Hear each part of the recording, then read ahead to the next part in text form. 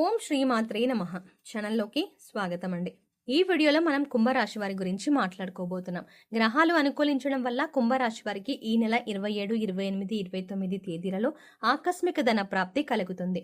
భగవంతుడి అనుగ్రహంతో మీకు అతిపెద్ద లాటరీ తగలబోతోంది. ఇటువంటి అవకాశం మళ్ళీ మీకు రాకపోవచ్చు, కాబట్టి సిద్ధంగా ఉండండి.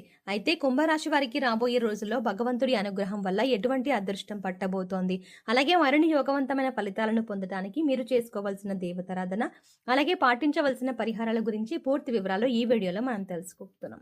కాబట్టి అంతకంటే ముందుగా మీరు కనుక మన ఛానల్ని సబ్స్క్రైబ్ చేసుకోకపోతే వెంటనే సబ్స్క్రైబ్ చేసుకొని పక్కనే వచ్చిన బెల్ ఐకాన్ నొక్కి ఆల్ సెలెక్ట్ చేసుకుంటే మేము ఇలాంటి వీడియోస్ అప్లోడ్ చేయగానే ముందుగా మీకు నోటిఫికేషన్ వస్తుంది. అలాగే వీడియోని ఎక్కడా కూడా స్కిప్ చేయకుండా చివరి వరకు చూస్తేనే మేమేం చెప్తున్నా మీకు పూర్తిగా అర్థమవుతుంది. అలాగే మీ ఫ్రెండ్స్ అండ్ ఫ్యామిలీ మెంబర్స్లో కుంభరాశి వారు ఎవరైనా ఉంటే వారితో మర్చిపోకుండా ఈ వీడియోని షేర్ చేసుకోండి. ఇక వివరాల్లోకి వెళ్తే కుంభరాశి రాశి చక్రంలో 11వ రాశి. ధనిష్ఠా నక్షత్రం 3, 4 పాదాలు, శతభిష నక్షత్రం 1, 2, 3, 4 పాదాలు, పూర్వభాద్ర నక్షత్రం 1, 2, 3 పాదాల వారందరూ కూడా కుంభరాశికి చెందిన వారై ఉంటారు. ఈ రాశికి అధిపతి శని భగవానుడు. కుంభరాశి వారికి రాబోయే రోజుల్లో చాలా అనుకూలంగా ఉండబోతోంది. ముఖ్యంగా ఆర్థిక పరమైన అంశాలు మీకు అనుకూలిస్తాయి. ఇంటా బయట కూడా మీ మాటకు విలువ పెరుగుతుంది. చేపట్టిన ప్రతి పని కూడా విజయవంతంగా పూర్తి చేస్తారు. తద్వారా ధనలాభాన్ని పొందే యోగం కూడా ఉంది. ఆదాయం సంతృప్తికరంగా ఉంటుంది. దీర్ఘకాలిక అనారోగ్య సమస్యల నుంచి ఉపశమనం పొందుతారు. నూతన గృహోపకరణాలు, వస్తు వాహనాలని కొనుగోలు చేసే అవకాశం ఉంది. భూమికి సంబంధించిన వివాదాలు గతంలో ఉన్నట్లయితే అవన్నీ తొలగిపోతాయి. ఈ విషయంలో గతంలో మీకు ఏర్పడిన శత్రువులు ఇప్పుడు మీకు మిత్రులుగా మారుతారు. మీ మాటకు గౌరవం ఇచ్చి మీరు చెప్పినట్టు చేయడానికి అంగీకరిస్తారు. మీ పట్ల వారికి గౌరవం పెరుగుతుంది. ఈ రాశి వారు బంధుమిత్రులతో దైవ సేవా కార్యక్రమాల్లో పాల్గొంటారు. వ్యాపారస్తులకు కాస్త పనిగొట్టుడు ఎక్కువైనప్పటికీ కూడా ఆదాయ మార్గాలు పెరుగుతాయి. తద్వారా అధిక ధనాన్ని సంపాదించే అవకాశం ఉంటుంది. రాజకీయ సమావేశాల్లో పాల్గొనే అవకాశం ఉంటుంది. నిరుద్యోగులు ఎవరైతే ఎప్పటి నుంచో ఉద్యోగం కోసం ఎదురు చూస్తున్నారో వారి ఆశలు ఫలిస్తాయి. మీరు కోరుకున్న ఉద్యోగం లభించే అవకాశం ఉంటుంది. ఉద్యోగస్తులకు గతంలో కంటే కూడా పని ఒత్తిడి తగ్గే అవకాశం ఉంది. ఈ రాశి వారు ప్రస్తుతం ఎక్కువగా దూర ప్రయాణాలు చేయకుండా ఉంటే మంచిది.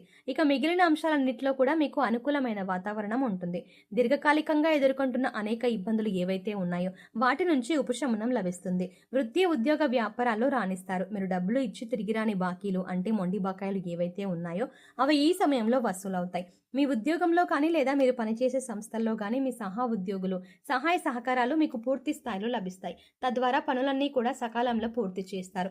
ముఖ్యంగా వాహన వ్యాపారస్తులు, కొనుగోలు, అమ్మకాలకు సంబంధించిన వారు ఎవరైతే ఉన్నారో వారు అధిక లాభాలని పొందుతారు. చిన్న తరహా పరిశ్రమలకు పరిస్థితులు అనుకూలిస్తాయి. మీకు మధ్యలో కొన్ని ఆర్థిక ఇబ్బందులు కలుగుతాయి, కానీ మీరు వాటిని చాలా తేలిగ్గా అధిగమిస్తారు. ముఖ్యంగా ఇతరుల విషయాల్లో మీరు జోక్యం చేసుకోకుండా ఉంటే మంచిదని జ్యోతిష శాస్త్ర నిపుణులు తెలియజేస్తున్నారు. గతంలో మీరు చేసిన అప్పులన్నీ కూడా తీర్చేస్తారు. ప్రస్తుతం మీకు ఈ సమయం అనుకూలంగా ఉంది. కాబట్టి ఎవరైనా ఈ రాశి వారు విదేశాలకు వెళ్ళాలి అనుకున్నట్లయితే మీకు ఈ సమయం అనుకూలంగా ఉంటుంది.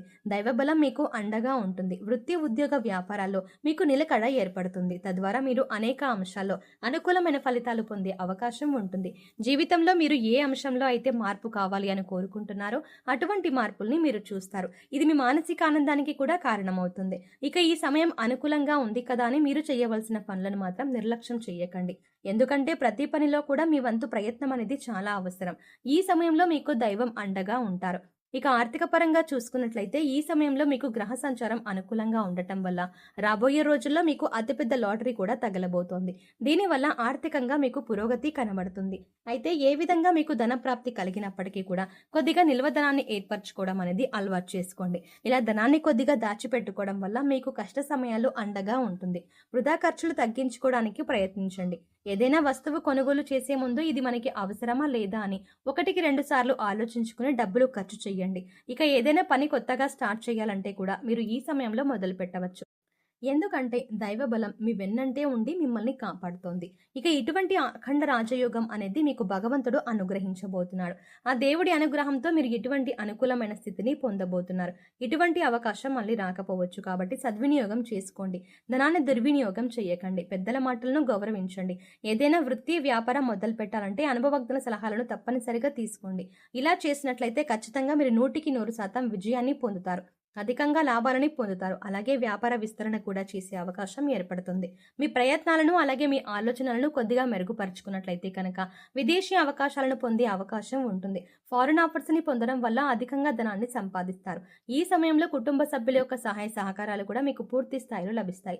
వారి అండదండతో మీరు ధైర్యంగా ముందడుగు వేస్తారు. ప్రయత్న లోపం లేకుండా కృషి చేసినట్లయితే వృత్తి, ఉద్యోగ వ్యాపారాల్లో కూడా గతం కంటే ఉన్నతంగా రాణిస్తారు. ఉద్యోగరీత్యా మీరు కోరుకున్న చోటికి ట్రాన్స్‌ఫర్ అయ్యే అవకాశం ఉంటుంది. భగవంతుడి అనుగ్రహం వల్ల ధనం మిమ్మల్ని వెతుక్కుంటూ వస్తుంది. ఆర్థికంగా కలిసి వచ్చే సమయంగా చెప్పుకోవచ్చు. ఇప్పటిదాకా ధనానికి సంబంధించి ఎన్నో రకాలుగా ఇబ్బందులు పడి ఉన్నారు. చేసే పనులు కూడా ఆగిపోయి ఉన్నాయి. కానీ ఇప్పటితో అటువంటి కష్టాలకి ఫుల్ స్టాప్ పెట్టినట్టే అవుతుంది.